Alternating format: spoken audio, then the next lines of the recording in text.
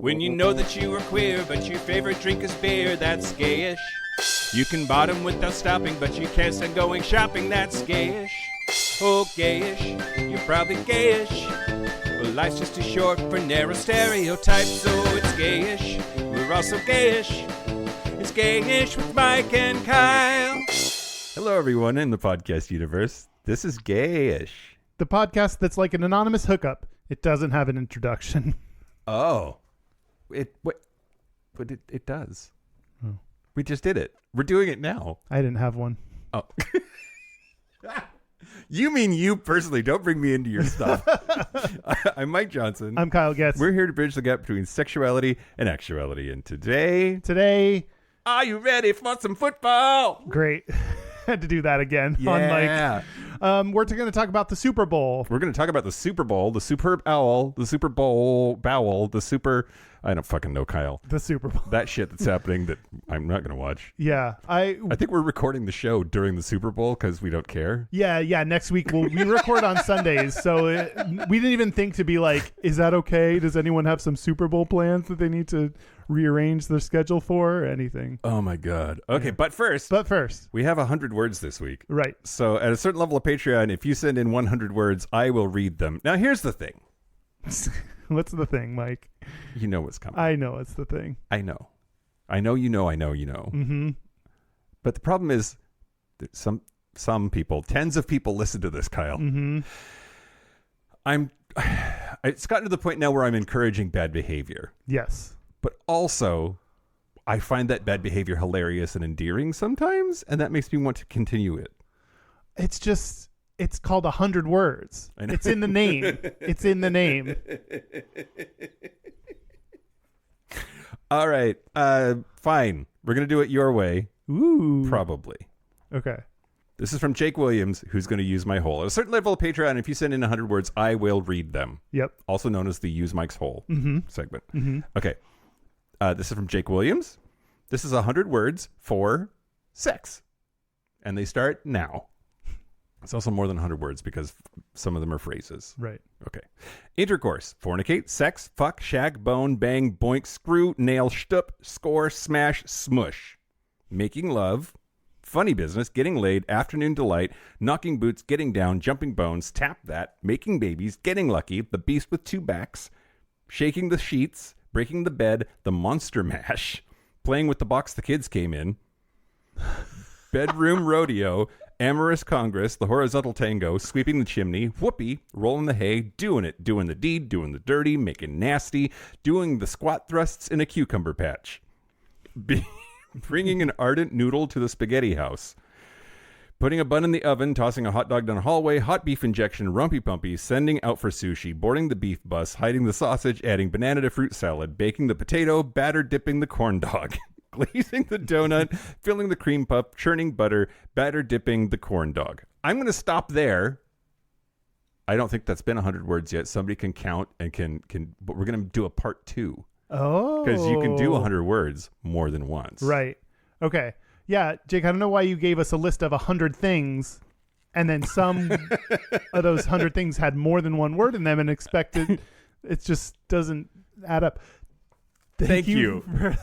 And thank you for your money.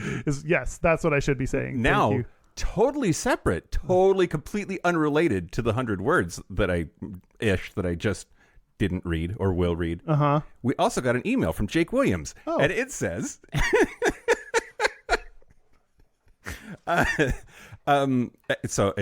he wrote a lovely letter, but I think this little story is hilarious. I introduced my new-ish partner to this podcast a few weeks ago, but never assumed that he would actually start listening. This morning he asked me, "Hey babe, who's Mike?" In a panic, I started running through a list of ex-boyfriends and Grindr hookups, trying to figure out who the hell he was asking about. He finally clarified, "Who's Mike? And why are you using his hole?"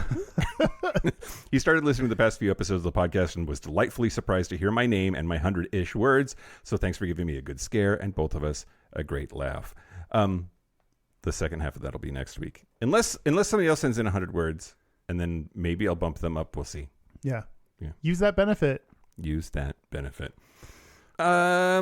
Feedback and corrections. Mike, how do you pronounce it? Oh, my God. Okay.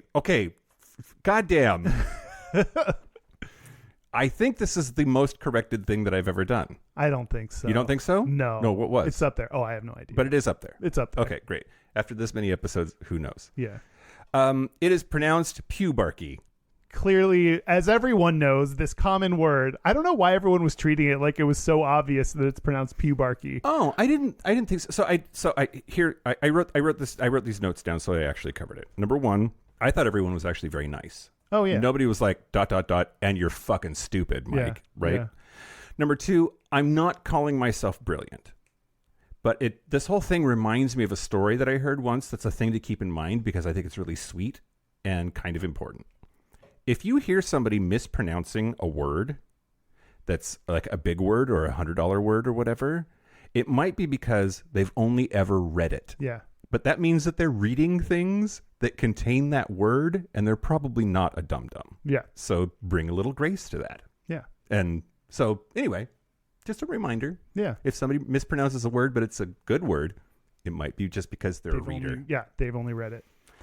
Okay. Pubarchy. Pubarchy. And menarchy and a whole bunch of archies that are part of like puberty and the horrible things that happen to you during it. Whom knew? Whom knew? Well, these apparently people dozens of people. Because a few pediatricians. Okay, great. And then is there also feedback? there's more feedback? No. Oh. Just that. Yeah, just that. Yeah. Oh, okay, great. We did it. Yeah. So here's the news. Shut your mouth hole, it's time for your ear holes. News. Okay, news the first. Do you know who Charlie Kirk is? No. He is... Spock? What? Kirk and Spock? Oh, I didn't even put that together and you did. Who are you and why are you here? And what have you done with Mike?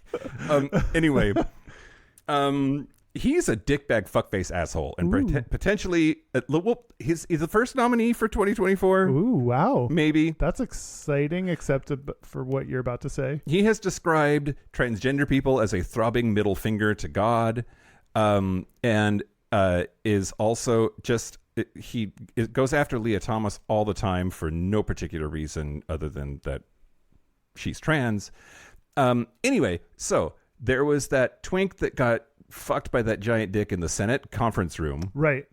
And it turns out that Capitol Police were assigned to investigate that.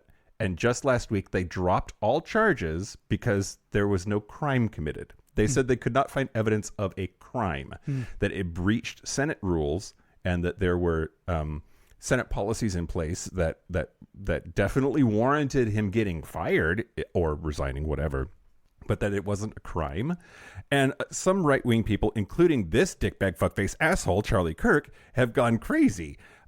Said, quote, there are hundreds of peaceful people that went into the Capitol on January 6th. Oh, boy. Let's take it there. They did not touch a police officer. They didn't smash a window, but they have been charged federally for trespassing and called insurrectionists for the rest of their life.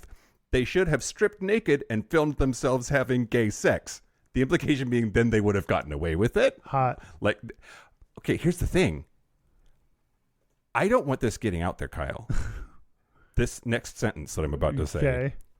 I agree with Charlie Kirk. Everyone should have been having gay sex that day. Only they were having gay sex. Everything would have been fine. Instead of showing up. Instead of like shitting on Nancy Pelosi's desk or whatever they did. Yeah.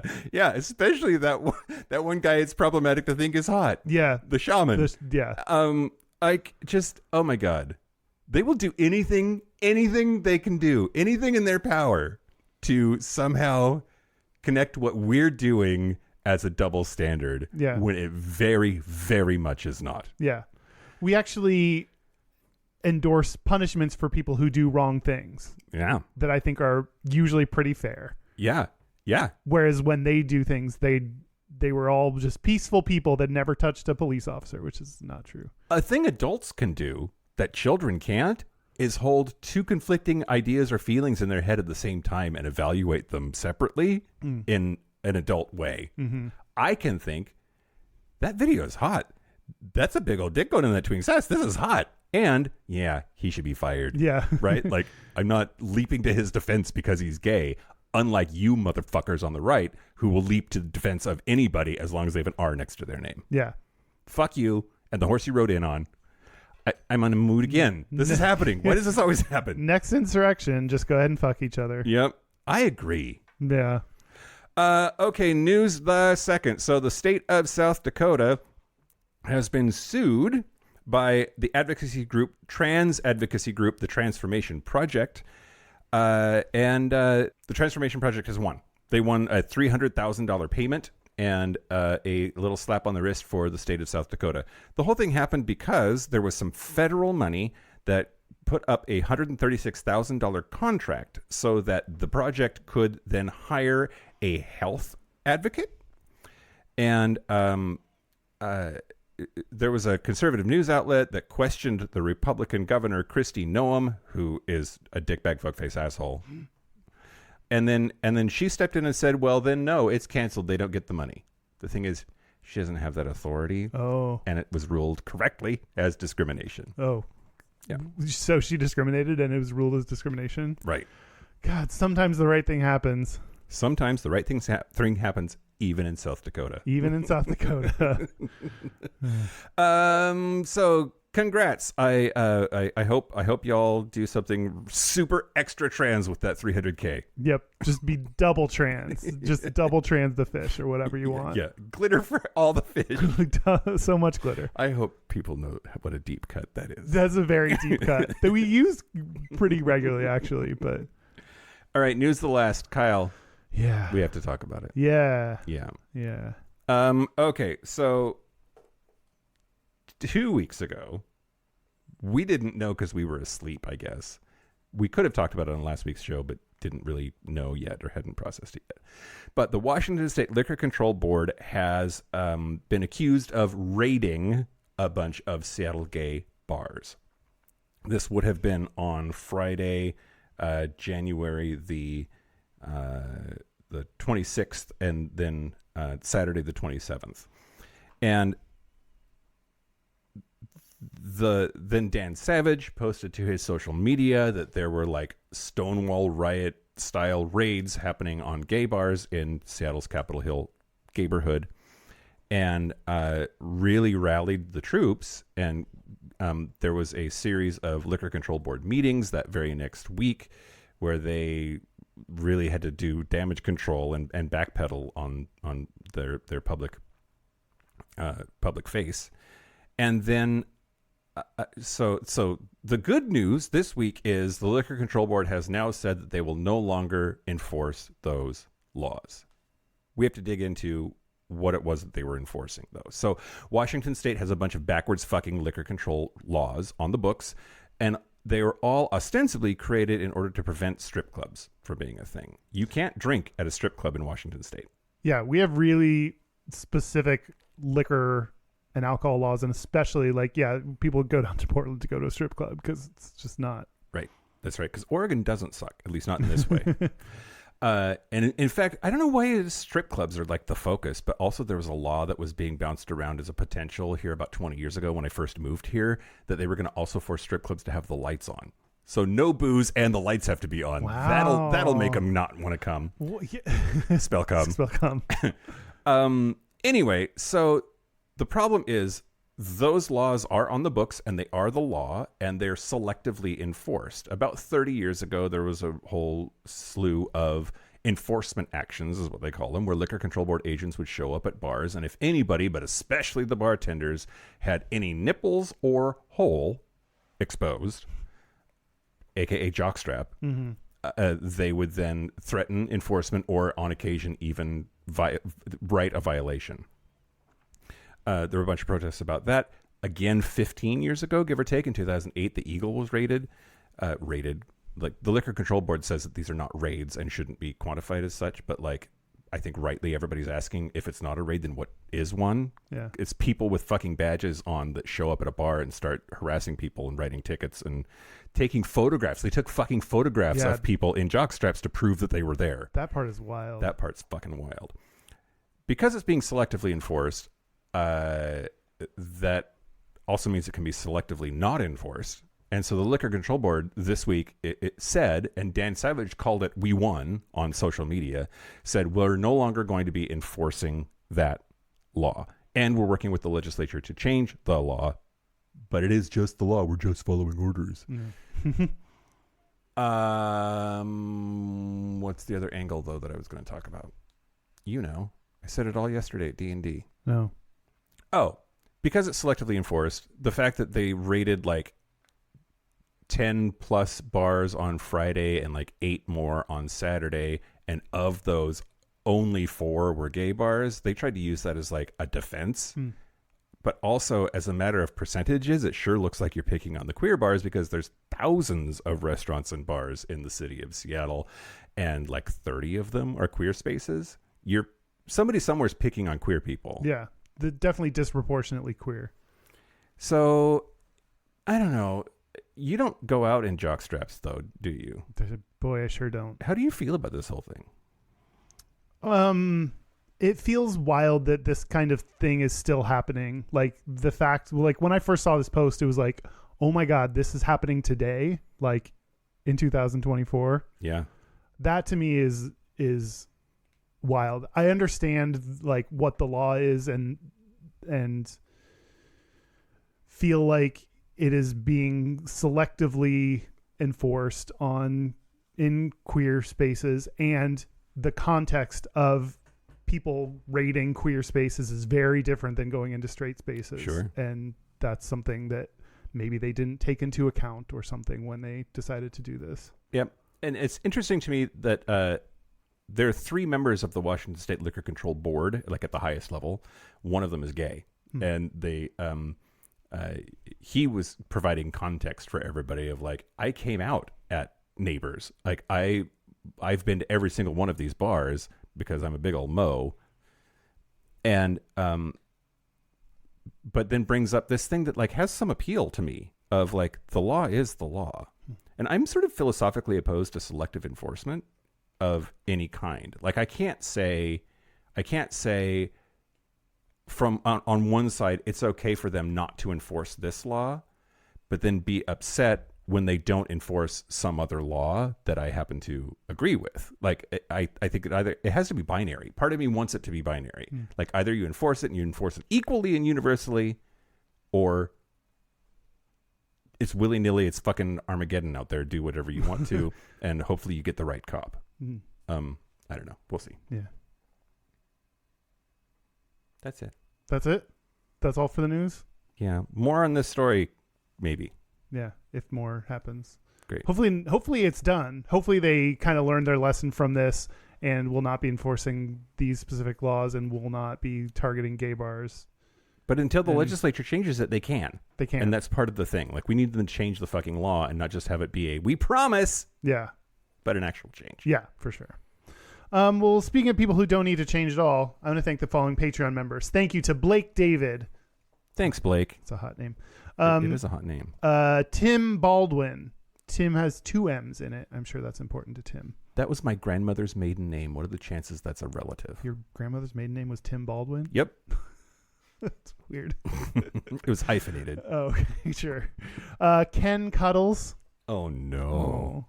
Do you think that's real? I don't know. I don't think so. Cuddles is spelled with a K. If your name was Mr. Cuddles and you had to like...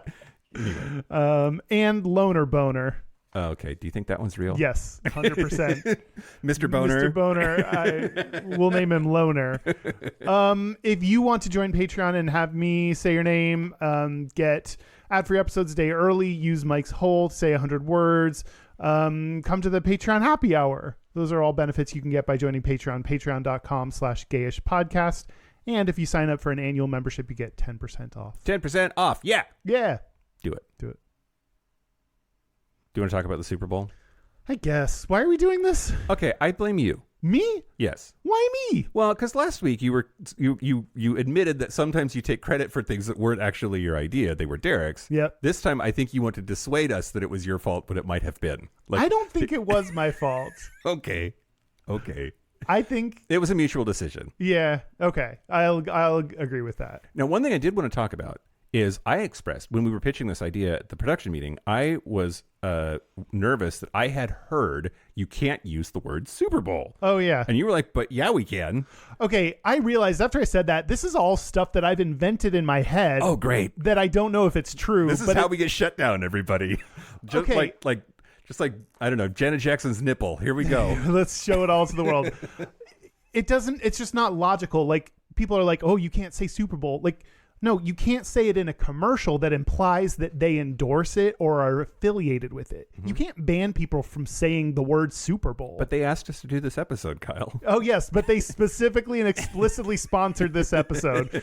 Here's me telling you that I am directly affiliated with the Super Bowl. The National Football League loves this show. Yes. And loves this episode in particular. This one, yeah, they knew that they loved it the moment we had the idea for it. Yeah. Yep. Well, now we can't say it, but but no, you just can't imply like it's when you're doing a commercial for Pizza Hut, you can't be like, order for the Super Bowl or order your 2 large topping pizzas, whatever. Like, yeah, that implies that they are affiliated with the Super Bowl and that the Super Bowl is sponsoring this or something, which you can't. Yeah. So that's why commercials have to say the big game. Okay. Again, I've made that up in my head. I don't know if that's true. You're a digital marketer, Kyle. I know, I am. And they teach us all about the Super Bowl on day 1 of digital marketing school. Yeah, that's probably a good idea. That probably should. Okay, so here we are doing it, and Kyle feels it's okay. So yeah, exactly. I am going to talk to you about the history of the Super Bowl, Kyle. Okay. How long has it been around? Do you know? Well, we're on Super Bowl 50 something, so 55 years, higher 57 years, 60. Yes, 57. 57. Okay, I was pretty close. No, this actually is 58. Is this one? Oh, okay. But at the time of this recording, there have been 57. Okay. Okay.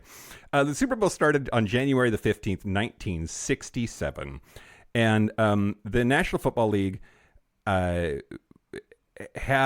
a NFL championship game, is what they called it, prior to that season, and then there was a merger agreement between the NFL and the AFL, the National Football League and the American Football League.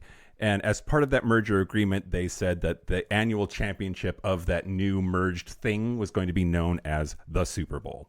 Now, they didn't call it the Super Bowl right away. It was the AFL NFL World Championship game, but then but they called it the Super Bowl in 1969 and called it Super Bowl III. So that implies that the 2 before it were also Super Bowls, even though that wasn't their name. It's kind of like Stonewall. Say more about Pride. that. It's kind of like Pride. We called it, like, it wasn't called Pride right away. You also can't say that in a commercial. And no, Pride wasn't called Pride the very first Pride. It was called Christopher Street Liberation Day. Yeah. Yeah. So, yeah. I'm with you. We're already finding the connection to gay shit. It's so gay. So gay. Okay, there've been a whole bunch of them. I don't need to go into all of that, but that's the origin story.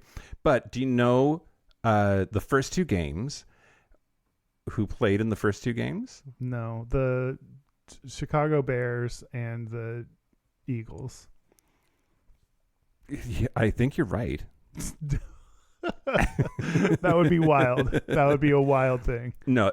So Super Bowl I and Super Bowl II were the Green Bay Packers against the Kansas City Chiefs and the Green Bay Packers against the Oakland Raiders, respectively. The coach of the Green Bay Packers for both of those first 2 Super Bowl games was Vince Lombardi. Yes, because I told you. Only because you said you were going to be talking about Vince Lombardi. I want to talk to you about Vince Lombardi. So they won the first 2 Super Bowls. And you know that you've seen it, for sure you've seen it. The big silver polished trophy with the football on the top that looks like, Satan's butt plug. Yeah. Yes. That is in honor of Vince Lombardi coaching the first 2 Super Bowl wins, the Vince Lombardi trophy. Turns out Vince Lombardi is a fascinating fucking guy. Yeah? Yeah.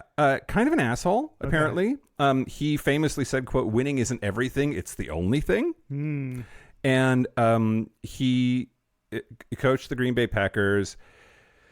And then he coached the Washington Redskins, now known as the Washington Football Team, which is the right move to make. We don't need to go into all of that. But so he was known for yelling a lot, driving his players really hard. And I guess being abusive to his wife and children. Oh no. Yeah. This is like, he's like classic football guy. It's classic football guy. So, yeah. So, okay. So his wife and kids said that he was a perfectionist, had an authoritarian nature, and a hellacious temper. Ooh.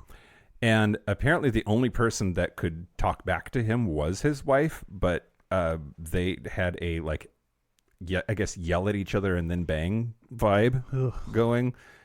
We know those couples, right? We do. And but it turns out that Vince Lombardi, who was born in 1913, let's put that in perspective, had a gay brother. No way. His brother's name was Hank. Hank Lombardi? Hal Lombardi. Hal Sorry. Lombardi. Yeah, you can tell how important the brother is to this, that I fucked up his first name. He had a gay brother who was named Hal. And it is a lot of people say that it is the combination of Hal, who Vince for sure knew was gay and was in his life, and the fact that he was a dark-skinned Italian at a time when that was basically considered a person of color in this country, that taught him a lot of lessons about the importance of being accepting. And it turns out that he worked with several gay men in the NFL and even defended us from time to time. Quote, long before it was fashionable, Lombardi was a champion of gay athletes, if only because he was a champion of all athletes, at least those who helped him score more touchdowns than the other guy. It really didn't matter if they were white or black, if they dated men or women or both, or if they dated interracially or not.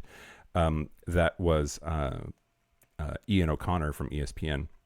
He said that where's it? I have like two different articles, and I need to merge them before just talking. Gayish. One of his players was running back Ray McDonald, and the year before he started playing football for Vince Lombardi, he was arrested for having sex with another man in public. And so the Lombardi went to his assistants and asked them to help him make the team, even knowing that is why he had been arrested. And he said, quote, if I hear one of you people make reference to his manhood, this was after he hired him, so he's already on the team, and he told his assistant coaches, if I hear one of you people make reference to his manhood, you'll be out of here before your ass hits the ground. And what's really interesting, though, I think, is then he was a dickbag, fuckface asshole to everybody, or equally so, because that same person, that same dude, Ray McDonald, was late to a meeting one day, and Lombardi fired him on the spot. Wow. So, that's pretty strict. yeah, but the fact that he was gay did not prevent him from being hired by Lombardi, which is pretty fucking cool. Yeah. Susan Lombardi, back in the Jason Collins days, his daughter said, quote, my father was way ahead of his time. He was discriminated against as a dark-skinned Italian American when he was younger, when he felt he was passed up for coaching jobs that he deserved. He felt the pain of discrimination, and so he raised his family to accept everybody, no matter what color they were or whatever their sexual orientation was. I think it's great what Jason Collins did because it's going to open a lot of doors for people. Without a doubt, my father would have embraced him and would have been very proud of him for coming out. Who's Jason Collins? The basketball player that came out? Oh, okay. Remember that whole thing? No. We talked about it on this very show. I'm sure we did. I think the first week. Oh. It's like episode 2 or some shit. Oh. Anyway, Vince's brother Harold Lombardi, died in 2011 and was survived by his partner of 41 years, wow, Richard Nichols. Vince knew Harold was gay, was extremely supportive of him, and his brother said, quote, he called him Vin. Vin was always fair in how he treated everybody, a great man who accepted people at face value for what they were and didn't judge anybody. He just wanted you to do the job. At least 4 gay men are known to have worked with Vince Lombardi in football as early as 1969. Wow. That's impressive. And now there's a trophy named after him. Now there's a trophy. So, allies, you're welcome here in football. Yeah. apparently. Great. Or anybody who's like, the NFL, like, gays aren't welcome, should remember that, like, the trophy to win is named after a dude that would be fine with it. Yeah. But, I mean, the rest of... Well, okay. Should I tell you about some stuff? Okay. How gay is football? Or how gay is the Super Bowl? Super Bowl is gayer than you think. This is an article on the Philadelphia Gay News from 2022 by Mikey Rocks. Okay. So... Is that a real name? I think... I don't know. Mikey Rocks, let us know in the comments. Yeah. As Mikey Rocks said, here are a few proverbial touchdowns for the queer community in the NFL World Championship history. Okay. I mean, you got to say touchdown once or twice in an article about the Super Bowl. I know, but is that a faggot that's the only word he knows from football? It's a touchdown. 4 known gay players have appeared in the Super Bowl. Okay. None of them were out. They came out after their NFL careers had ended. Okay. So they weren't out players while it was happening. But there is the Washington football team tight end Jerry Smith, who was in Super Bowl 7. Oh, that's early. That's early. Yeah. 73? Maybe 73? 72? Okay. Yeah. Great. Yeah. I can do math. I mean, I wrote it down, so that's the only reason I had the New York Giants offensive lineman Roy Simmons, who was in Super Bowl 18. Nice. Atlanta Falcons defensive lineman Asera Tuolo in Super Bowl 33. And New England Patriot offensive lineman Ryan O'Callaghan, Super Bowl 42. So 3 of them were linemen and 1 a tight end. Yeah. That sounds like a video. So it's interesting. There have been some gay players that have That just took a little bit for me to that sounds like a video. 3 linemen and a tight end. Yeah. Okay, with you. God. There have been gay players that have played in the Super Bowl. But we didn't know they were gay. We didn't know they were gay at the time. Have there been any gays that we know that they're gay? Not yet, right? No. Because Carl Nassib isn't good enough? Correct. Okay, great. Yeah, Carl Nassib. I just wrote this down as a side note. This is not part of the article. I wrote this under the heading, the only gay. Yeah. Las Vegas Raiders defensive end Carl Nassib came out while active, so he's the only openly gay player to appear in a regular season game in the NFL's 101-year history. Great. Good work, Carl. Yeah, good for him. Also, he's kind of adorable. Yeah, he's cute. I want him to crush me. Is that what he does as a defensive end? Yeah, he probably has practice doing that. Yeah. I would think. Yeah. I played defensive end when I played football. Did you? Yeah. Are you good at defending the end? No. No. Another reason. Gets. It's the football coach has always called me Gets. Oh, memories. Football fucking sucked. I hated playing it. Another reason. Back to our episode about football. Great.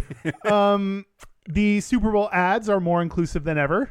Okay. That's another reason the Super Bowl is gayer than you think. 17 years ago, Snickers aired an ad featuring 2 men ripping out their chest hair to prove how not queer they were after accidentally kissing while trying to eat a candy bar. Compare that. That was 17 years ago. Compare that the to Snickers version of no homo is what that yes, was. Okay, great. Exactly is what it sounded like. I don't remember that ad.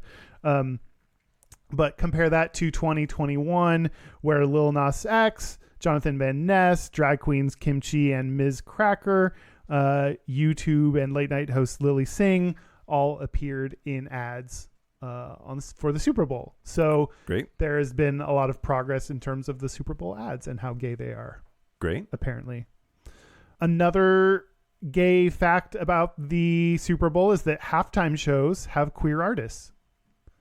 So there's been Lady Gaga in 2017. Yep. There's been Katy Perry in 2015. Yep. Katy Perry holds the record for the most watched halftime show. She had an audience of 118.5 million. Jesus. And Left Shark. And Left Shark, of course. But the most interesting one is in 1991, New Kids on the Block performed, and Jonathan Knight, one of the New Kids on the Block, is now gay. or Wow. was gay, but is now out. Wow. Yeah. Just a little bit about that. In 2009, the National Enquirer published an article from his ex-boyfriend, Kyle Wilker. Who outed him as gay without his consent. Yeah. Don't do that, everybody. That's pretty shitty. Makes you a bad person. But Jonathan Knight said, quote, "I have lived my life very openly and have never hidden the fact that I am gay." He added, apparently the prerequisite to being a gay public figure is to appear on the cover of a magazine with the caption, "I am gay. I apologize for not doing so if that was what was expected." So it's okay. No, you're not buying it? Not buying it. You think he wasn't that out? No. Okay. Or out means a different thing when you're a public figure, maybe. Right. I do think it. I do say gay, everybody. Yeah. You need to say gay. Yeah. Now in 1991, of course not. Yeah. Like that's. William Shatner has been on a tirade lately on Twitter about what he calls presentism, which Well, I don't know what that is. his definition of it would be taking like expectations and morals and ethics and political correctness of today and judging things from the past as if they should have been true then. Oh. So people were shitting on Star Trek, the original series, and Captain Kirk did a lot of like very questionable, like anti-feminist things. And it was 1966. Don't jump in his shit now and say that he's a terrible person. It was just anyway. This feels like that. Like okay, it was 1991 or whatever the fuck you said. Yeah, like, 91. Yeah. Like nobody was out. Nobody could be out. Yeah. Like that was not the expectation of anybody except people who are time traveling. Yeah. Yeah, absolutely. I think it's interesting that like how out do you have to be though before it counts as being out? You know, like maybe he was out to his friends and family and they all knew, but like he didn't talk about it in interviews with New Kids on the Block or something. You know, I don't know. Yeah. That's interesting. I wonder how many of the new kids fucked. If the answer is greater than 0, I'll be so horny. Or new kids, right? Lance Bass or new kids, fucking NSYNC. Lance Bass. You think Lance Bass has fucked any of them? I would hope so. At least given a beach to one of them. Right. Yeah. You long left nights him on off of your list. Did NSYNC perform in the halftime? Goddamn right they did. 2001 Wow. with Christina Aguilera and like Aerosmith. Aerosmith. I think that's right. Isn't that true? I think that's right. This was not my list. I'm blaming the Philadelphia Gay News for Okay. not including them on the list. By the way, Yeah. I am going to do my personal analysis and then stack ranking of the 5 gayest Super Bowl halftime shows as our Patreon segment. Okay. I have lots of opinions. Okay. I'm looking forward to that. I think people will be surprised by number 1. Click here to find out. Yeah. You won't believe number 1. Okay. Another reason the Super Bowl is gayer than you think is the gay male cheerleaders. Yes. Yes. Yes to gay male cheerleaders. There are, I don't know, do you know this? There are openly gay cheerleaders, Quentin Perrone and... Of course his name is Quentin. Quentin, right. That's a gay name. And Napoleon Ginnies joined the all-female LA Ram squad in 2018. Well, it's not all female anymore, bitch. Wasn't all female after that. Less than a year later, they made history at Super Bowl 53 as the first gay men to represent their team at the Super Bowl. Yay. Well, Yeah. I had a journey. I had an internal journey. What was your... Well, somebody had to be first, and that's not representing your team. I do think that the NFL is pretty terrible at like, if we're gay friendly. Look, we have this like one assistant coach.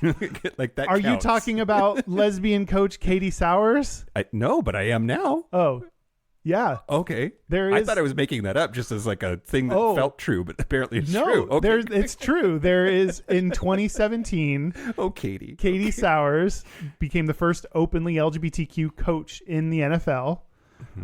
In 2020, she became the offensive assistant, or she was, or something, the offensive assistant for the 49ers. And that made her the first female and openly gay coach in a Super Bowl. Well, I mean, of course, the first female in football is going to be a lesbian. They get shit done. They get shit done. and like, they're terrifying. like get them to the Super Bowl. Yes. Yeah. 100%. And in 2021, she went to the Super Bowl for a second time when she worked for the Kansas City Chiefs. Oh. So she's a double entendre. Yeah. That's what that means. Yeah. So, okay, how do we feel about this list? The Super Bowl's gayer than you think. That's the evidence that we have been presented. How do you feel about, is the Super Bowl gay? Well, okay. Gay. He didn't say gay. He said gayer than you think. Right. And I think that sentence I can get behind. Okay. Because the Super Bowl is like, there's a bunch of gay shit that we just never talk about or see. That, I mean, the ads and the halftime shows alone make it gayer than just football. Yeah. So it is gayer than we think. Yeah. Now that list, I think, is a little paltry. You know, like there needs to be more shit on that list. Yes. That's kind of how I felt. We're kind of digging for the, the guy from New Kids on the Block came out later and he performed in the halftime. Like, we're really trying to pull some scraps together to make it gayer. Yeah. So yes, it is gayer than we think. There is more gay about it than we know, but that's because the assumption is there's absolutely nothing gay about it, and in reality there's a hint of gayness to it. Yep. There's a wafting of gayness to it. Yep. Well, apparently that little tiny like LaCroix amount of faggotry has really angered some people on the right. Okay, why? There was nothing in, I mean, I guess gay male cheerleaders would be the biggest thing that could set you off about that list. But like all of that was like, they came out, 20 years after the fact they played in it. Yeah. Here's the thing, Kyle. What? What's the thing? I don't understand why it is that you can have Katy Perry and Lady Gaga and like Diana Ross before that. Like, you can have all of these gay icons be in the Super Bowl halftime show, but it's really only just now that they're labeling it as woke and liberal and queer and like, the rhetoric in this country is fucking dangerous. Yeah. It's fucking dangerous. And they're just wrong. Like, they're suddenly mad about shit that's been true for fucking ever. Anyway, what I want to do real quick is just read like some of the vitriol. And I don't think we need I don't think we need a trigger warning for it. But like, if this is going to hurt you, maybe just like skip ahead just like a little bit. There's well, newspaper is a strong word. There is a publication called The Western Journal, and it is filled with dickbag fuckface assholes. And this is the language that they're using. That's like, I think it's worth talking about. The headline is NFL adds wokeness to Super Bowl week, announces LGBT themed Night of Pride. This Night of Pride thing has been around forever, and they're big mad about it now. It has been around forever. I only heard about it because I was looking stuff up about the Super Bowl. Well, the thing is, across it this year, but so the football is a August to February thing. Pride is in June, so the NFL doesn't really have to address like having like rainbow stickers on helmets and like, can you wear rainbow socks and shit like that, like other sports do. Yeah, they actually get around. They don't. Like the performative queer support that happens around Pride Month, they don't really have to deal with any of that because they just don't. Yeah. But they have been doing Pride events despite the lack of football in June. Anyway, okay. So this is so funny. Some of what I just said I got from this thing. So like now I don't know. Anyway, NFL adds wokeness to Super Bowl week, announces LGBT themed Night of Pride. This is by dickbag fuckface asshole Jonathan Jones. Fuck you, preemptively. Football is one of the few sports that Americans can enjoy that has no presence in June, which frees the NFL from turning away fans who do not want the LGBT agenda shoved in their face. Given that the LGBT lobby has claimed the entire month for itself. Yeah, that's my June. I picked June. It's all mine, fuckers. Other sports that operate throughout those 30 days might feel pressure to make something of Pride Month, and they do. The NFL, an August to February sport, that's where I got that phrase, could easily avoid the negative feedback from fans, but has decided to go another route. The league announced Monday it will host an event with GLAAD, formerly the Gay and Lesbian Alliance Against Defamation, during Super Bowl week next month in Las Vegas. Apparently, league officials believe nothing goes better with smash mouth football than rainbows. Since the NFL's Kind of funny.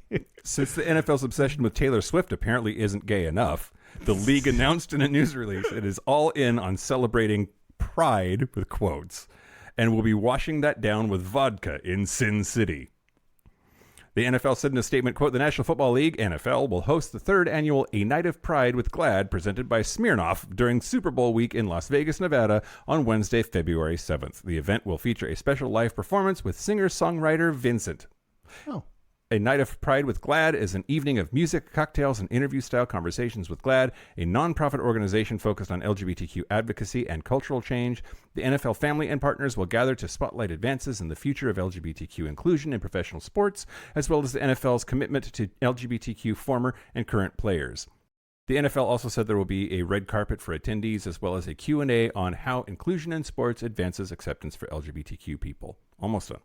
The announcement will probably make league executives some friends on the coasts, but football purists who are sick and tired of having left-wing agendas pushed on them are speaking out on the social media platform X. I don't care if you're gay or straight, but why is this constantly pushed on us? That's one of the tweets.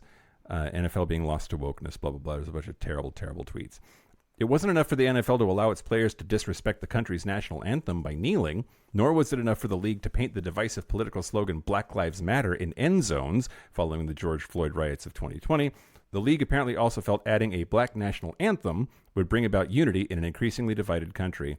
There's absolutely nothing to be gained by the NFL forcing yet another woke, far-left cause on die-hard fans, but so much to be lost in the long run. Oh, God. Labeling like LGBT acceptance as a woke far left cause is part of the problem. Absolutely. Like, that's the fact that you view. They always say, I don't care if you're gay or straight, just stop shoving it down my throat. And then you label just LGBT acceptance as a woke far left cause. If you really didn't give a shit, then you would express your support. Shit, yeah. And you would just be supportive of LGBT acceptance. And you don't agree with how it's being implemented, but you would be fine with this cause and not label it as a woke left-wing thing. Yep. Also, walk a single day in the shoes of a gay person and just see how fucking overtly straight the world is. Yeah. You want to talk about shoving it in your face. It is a straight, sexualized world out there. It is not not even remotely on the same level, just saying gay people exist. And anyway. Yeah. When you go from seeing nothing about gay people to seeing a hint of something about gay people, then you feel like it's being shoved down your throat, when actually what you're experiencing is a leveling of the playing field. Yeah. To use football analogies. Yeah. Also, what else do they have left? We already took Bud Light. Well, no, they're taking Bud Light back. How? Bud Light hired this like anti-woke comedian to be like their spokesperson or something. Oh, that's better. Yeah. Do I not like Bud Light anymore now? I don't think you do. I was sometimes drinking it if it was available and I didn't want to have something else. I scanned this. I scanned this story, so I can't tell you. I don't know. Okay. I mean, I'll stop. If you tell me to stop, Kyle, I will stop. Yeah, I think stop. Okay. Back to Russian Rainier it is. Okay. Speaking of Glad, so here's the thing. What's different about this is basically the NFL is saying with this thing that they've been doing for 3 years now is, yeah, we can't do much in June, so we're going to do some gay shit in February, tie it to the Super Bowl. And this year we're doing it in Vegas, just like we have the past 2 years in whatever the fuck cities they were. So, like, I do think that compared to that list that you were reading earlier of ways in which the Super Bowl is gay, that actually seems meaningful to me. Yeah. They don't have to do anything. They could be just performative in June like everybody else is, but this is more than that. This is like, nobody cares about football in June, and we recognize that, so let's pick a different time. Yeah.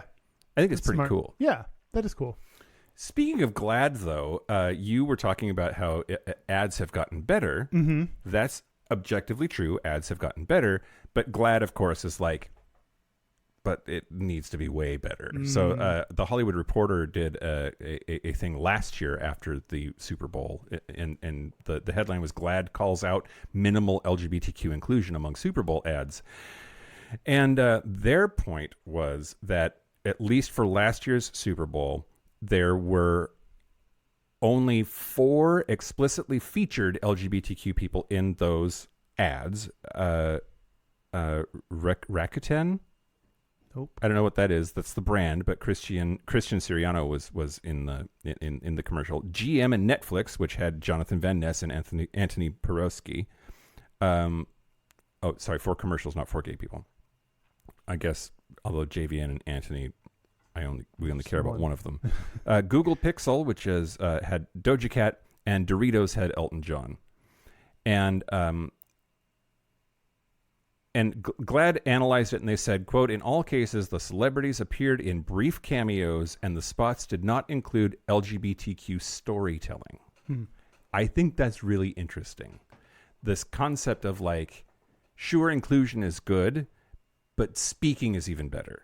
Or like saying something gay, including a queer person's story, is better. Yeah. So GLAAD is saying, like, yeah, it's a tiny bit better than it ever has been before, but it's still minimal. We need to have not just mere representation, but also representation. Yeah, actually, yeah, you can't show us for 2 seconds in a commercial and then just be like, "That's good." Yeah. Anyway, the right is mad. They're going to cancel the Super Bowl because it's too gay, because we had like one rainbow on a flag or something. How ironic that they think that this is too gay. Right. The straightest thing of all time. They think everything's gay. They're so fragile. Yeah. And toxic. Yeah. The last thing I have is an article from The Advocate by John Casey called "Yes, LGBTQ plus people can like the Super Bowl." All right. And they mean the football part. The football part, not just the ads in the halftime show. Yes. This is from 2023, and in the article I wrote down any time that John mentioned something that gay people could like about the Super Bowl. Okay. So these are all the potential things that you could like about the Super Bowl. Okay. One is childhood tight ends. Yep. Football pants. Tight football pants. How the quarterback is sometimes hot. Childhood memories of cheering on your team. I don't. All right. I remember my parents cheering on the Broncos. I remember having Seahawks football cards. Oh. And I think I just liked having cards. I had baseball cards. Yeah? Yeah. The gum was so bad. I think it was like a pack of cards that I opened, unrelated to gum. And would have gum in it. Oh. Some kinds. Write in, people. Tell me what I'm talking about. Like, there were some packs of baseball cards that would have gum in them. Huh. And it was terrible, chalky, shitty, pink gum. I don't remember that. Anyway, right. Did you do anything with it? Why did you collect football cards? I had friends that collected baseball cards, and so I would just like wanted to participate, but was never into it like they were. Yeah. Yeah. And then football cards, I think people gave them to me, like aunts and uncles, and were like, "Here's some football cards. You're a boy. Yeah, you'll like this. Yeah, you'll love this." I was like, "Okay, ooh, it has numbers on the back." So I don't know. Maybe you have childhood memories of cheering on your team. Maybe it brings back some good memories. I did like going over to Grandpa and Grandma's house and watching the football game. And like, I didn't actually watch the football game, but all my cousins were there, and my aunts and uncles and grandparents were there, and there was food, and like, there's something nice and warm, fuzzy, member burying that. Yeah. Another reason is, quote, "If you're gay, you remember the very first time you walked into a gay sports bar to watch a football game." No. I don't either. No.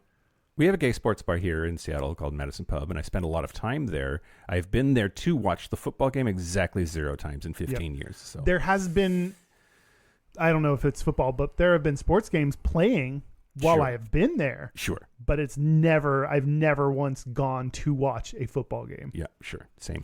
But apparently some people This person said that didn't happen to me till I was 40, so maybe it's in my future sometime. Should we go? Yeah. Should we see if they'll let us record the show from there next week? Because like nobody else will be there. Yeah. Well, apparently, this is further down the list. Super Bowl conceivably outdoes drag show brunches, and it says, and it gave like several examples of gay bars that when like they were basically like packing the house when their local team was in the Super Bowl. Okay. I believe that. Mm-hmm. I believe that. And I think that there's a correlation causation thing there, maybe. What? Like, it probably depends on the bar. Like, the implication, I think, is if there's like a drag bar, like a bar that's where the drag queens go, and that if you canceled drag brunch and put the game on, that you would somehow do better than your normal Sunday. I don't think so. Yeah, I don't either. But I do imagine that gay sports bars have a really good day that day. Yeah. I Yeah. expect Madison Pub actually will be fucking full on Sunday. Yeah, that's true. Oh, there's a good reason to avoid it. Or go. And meet Pants my next optional. Man. Yep. No, you have to wear pants there. Yeah. Based on the law, the Liquor Control Board's ruling. And shirts. They're actually like, they explicitly do not allow you to be in any sort of state of undress there. Oh, have you tried? No, but I I didn't have know. seen people and they've gotten kicked out. Oh. That's like, well, warned and then kicked out. Oh, gotcha. Well, that's good they give a warning. Yeah. What But the- haven't you noticed? Everybody always has their clothes on there. I guess I didn't think about it until you just said it, but yeah, you're right. Yeah. Let's see. The Super Bowl is more popular than ever. This has been very specific one bar in Seattle, our been our segment talk where we about- talk about shit that nobody gives a fuck about outside of our little town. Surely there's one other person that knows the Mad Pub. Yeah.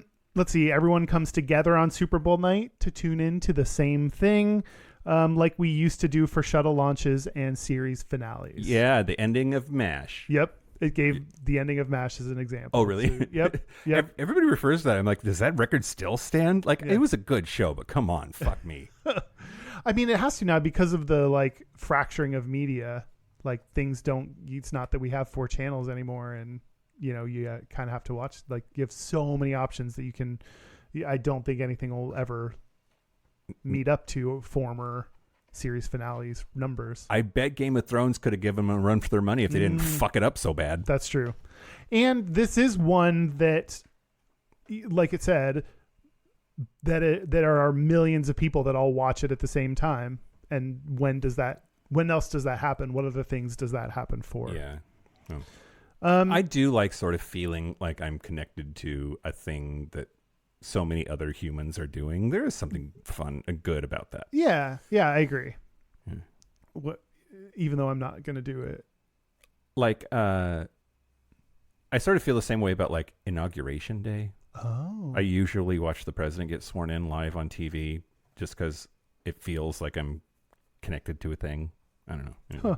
I don't. And lastly, Super Bowl ads are, quote, a bonanza. A bonanza. So those are some of the reasons that this article said gay people can like the Super Bowl. Okay. Some of the things not to like about it are... Carbs. Oh, no, that's not on this list, but good call. Okay. How the pre and post game analysis is kind of lame. That Yeah. was the... There's so much sportsing at the sports. There's like apparently hours of like pre-game coverage that's a lot. The idea of football night in America implying that you're only American if you watch football, that's something not to like about it. Boy. The over-the-top production before kickoff where Carrie Underwood sings Waiting All Day for Sunday Night. The injuries and concussions of football. And the machismo, the fact that they have no out gay players, even though they've tried to do outreach. So there might be more reasons to not that gay people don't like the Super Bowl than convincing reasons why they should. Yeah. I thought. Yeah. But I'm sure for some subset of people, like we always see, there's some group of people that love football and the there's this idea that they don't exist, and that's not true. Gay people that like football do exist, and they're not, I don't know. It's weird within our community. I hope people get our vibe that, like, yeah, we're making fun of this whole thing, and we don't actually believe that watching football makes you less than in any way. Yeah. Right? Like, go ahead and love football. Watch football. It's fantastic. Yeah. And I bet you get treated weirdly from within the community for liking football. I bet some people judge them for that or question whether they're actually gay, maybe jokingly. Yeah. Or what have you. So I bet it must be weird to like football and be gay. I'm trying to think if I know anybody who's like, I know a couple of people actually who are like hardcore sports fans, and it is weird. I kind of just assume they're a little bit bi. See, you're doing it. Don't do that. Don't do that, Mike. Stop. Yeah.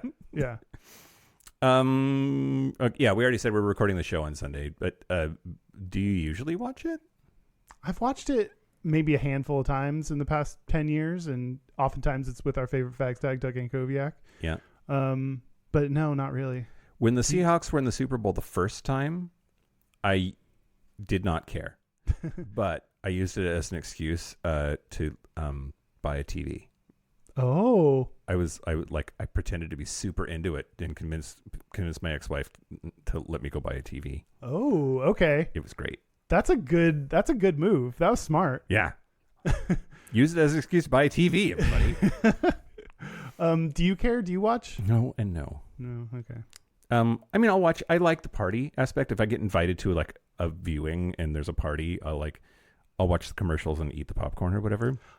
I always like watching the football part when I do watch football. Okay. I enjoy that. Like, I know everyone assumes that I don't know what I'm talking. I know the rules. I know how it's played. Mm-hmm. I can get into it when it's on. Mm-hmm. I don't go out of my way to watch football, but when it's on, I can enjoy it. Yeah. I don't know the rules really. Oh. I mean, I know like the basics, but I don't know like the rules. Yeah. Anyway. Yeah. Okay, do we do it? I guess so. We talked about the Super Bowl. We did talk about the Super Bowl. What's the final verdict? It's not gay. It's gay. Not very gay. Where they really had to stretch to find examples of why it's gay or why gay people might like it.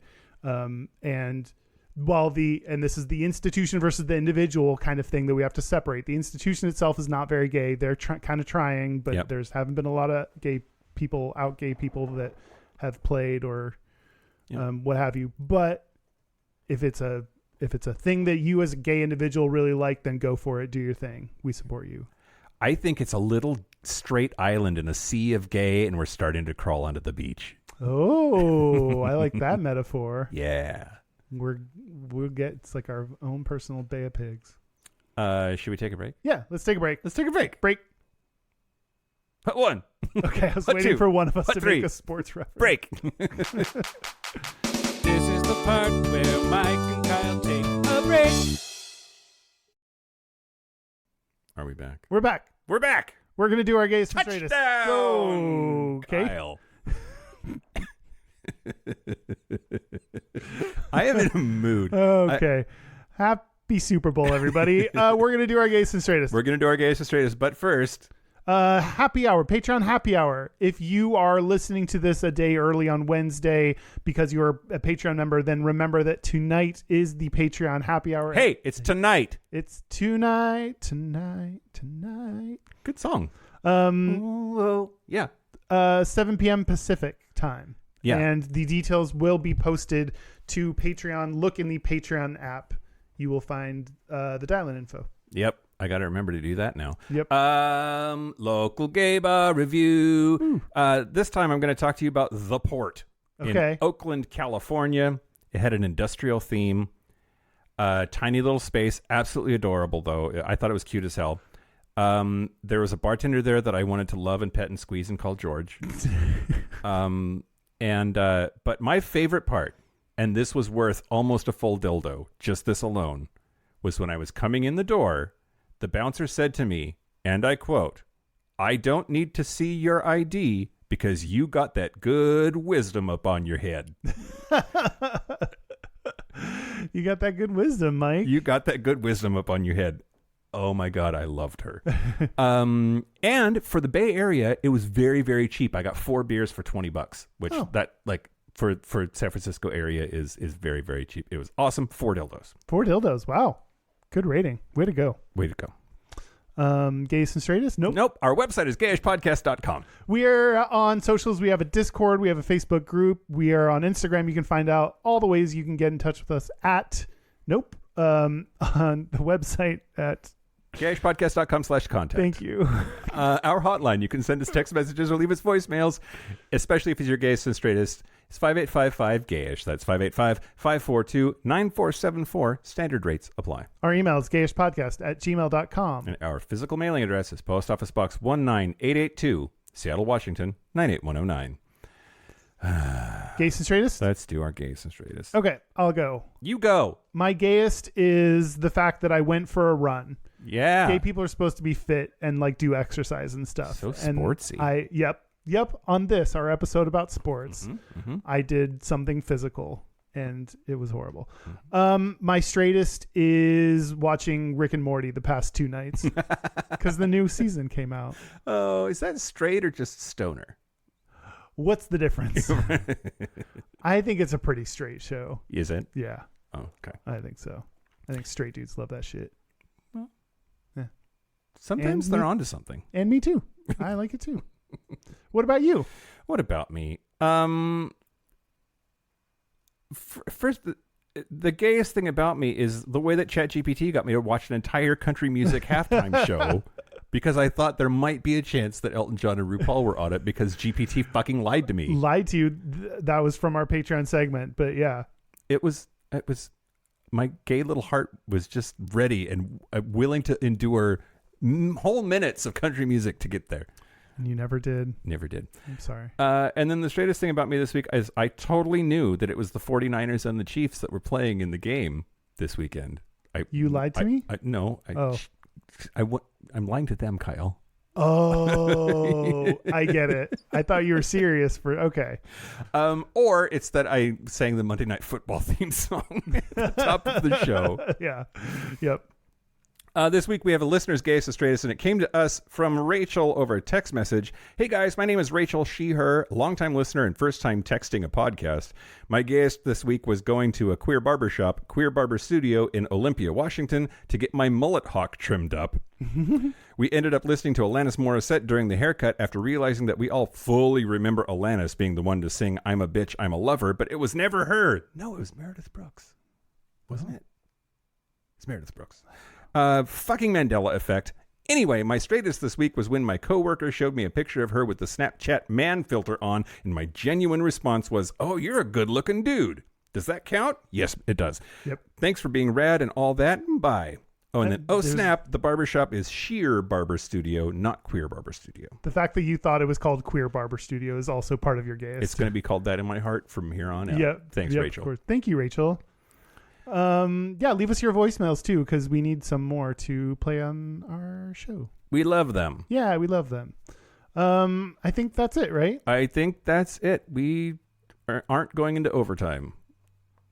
It's the 2-minute warning. A thank you to everybody who watches the Super Bowl and cares about the Super Bowl and is gay. Good for you. Yeah. You know what? Hang in there. Yep. And thank you to our Super Gap Bridgers for all of your support. Thank you to Kaylee Adams, Kid Oliver, Pip. Hello, Pip. Andrew Bugby, William Bryant, John Crowley, Stephen Porcio Stossel, Harry Shaw, Jonathan Montañez, Wadu, Forrest Nail, Patrick Martin, Steve Douglas, Explosive Lasagna, Michael Covington, Just Jamie, Thomas B., Timothy Sora, Dusty Sands, A.E. Coleman, Chris Cacciatorians, and Jerome York. Thank you for your support. Thank you for your money. That's it. This has been Gayish from the Chris Cacciatorian Studios. I'm Mike Johnson. I'm Kyle Getz. Until next week, be butch, be fabulous, be you. See you next week. Be you, purple. No. No? No, I reject that one.